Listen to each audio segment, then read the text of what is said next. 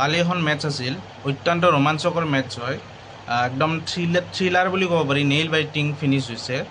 তো মেটচখন দেখি কিনে মোৰ একদম 2007 T20 ৱৰ্ল্ড কাপৰ ইণ্ডিয়া ভাৰ্চেছ পাকিস্তানৰ সেই মানে মমেণ্টটো মনত পৰি গৈছে, যোনটো বল আউট মমেণ্ট আছে। তো কালিৰ মেটচখন হ'ল চেম্পিয়নছ লীগ, তাৰমানে লেজেণ্ড লীগ টাইপৰ। তো এই লেজেণ্ড লীগৰ মেটচখন হৈছিল চাউথ আফ্ৰিকা ভাৰ্চেছ ৱেষ্ট ইণ্ডিজৰ মাজত।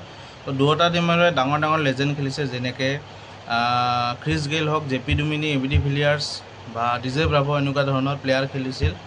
আৰু মেটচখনত বৰষুণ দিয়াৰ বাবে 11 অভাৰ্ছৰ মেটচ হৈছিল। তো 11 অভাৰ্ছত ৱেষ্ট ইণ্ডিজে ফাৰ্ষ্ট বেটিং কৰি বনাইছিল 79।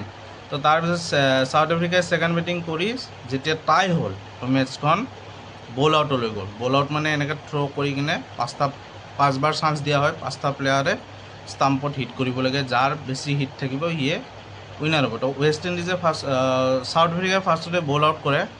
তো চাউথ আফ্ৰিকাৰ first chance, second chance, third chance, 3টা চান্সতে মানে মিছ কৰে, ষ্টাম্প হিট কৰিব নোৱাৰে। আৰু 4 নম্বৰ আৰু 5 নম্বৰত কি হয়, হিট কৰে ষ্টাম্প। তো চাউথ আফ্ৰিকাই 2টা পইণ্ট পায়।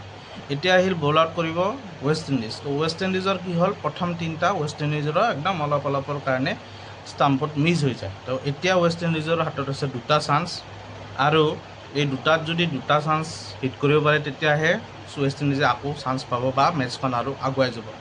কিন্তু 4 নম্বৰ চান্সটো ৱেষ্ট ইণ্ডিজে মিছ কৰি দিয়ে, যাৰ ফলত মেটচখন চাউথ আফ্ৰিকাই জিকি যায়। তো এই মেটচখন এখন মানে বহুত দিনৰ মূৰত এখন আমি হাই থ্ৰিলাৰ মেটচ এখন দেখিবলৈ পোৱা যায় একদম। তাতে আৰু লেজেণ্ডবিলাক খেলিছে চব।